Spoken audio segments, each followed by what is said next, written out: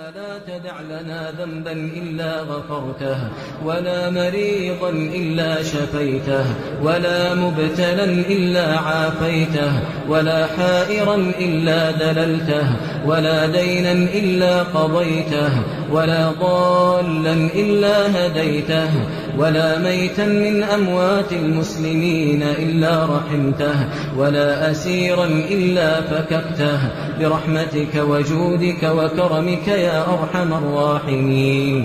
اللهم إنك عفو تحب العفو فاعف عنا. اللهم إنك عفو تحب العفو فاعف عنا. اللهم إنك عفو تحب العفو فاعف عنا. اللهم إنا عبيدك بنو عبيدك بنو إمائك، نواصينا بيدك، ماض فينا حكمك، عدل فينا قضاؤك.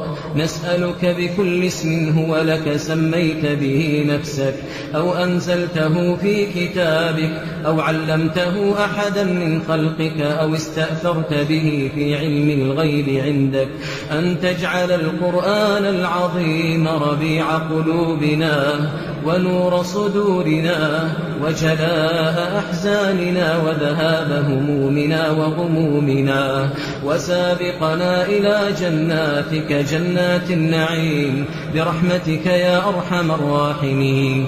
اللهم اجعله حجة لنا يوم القيامة.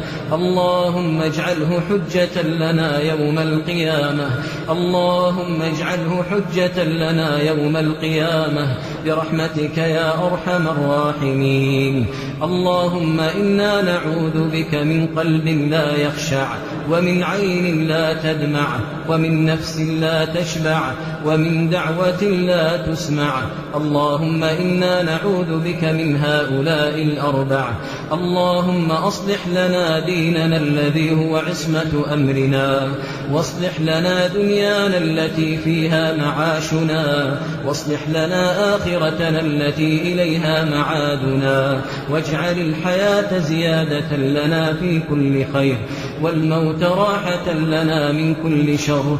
اللهم وأجرنا من خزي الدنيا وعذاب الآخرة برحمتك يا أرحم الراحمين. اللهم يا رب جبرائيل وميكائيل وإسرافيل، يا فاطر السماوات والأرض، يا عالم الغيب والشهادة، اللهم إنا نسألك أن تنصر إخواننا المستضعفين في كل مكان. اللهم انصر إخواننا المستضعفين في كل مكان. اللهم انصرهم على عدوك وعدوهم يا رب العالمين. اللهم اشف مرضاهم.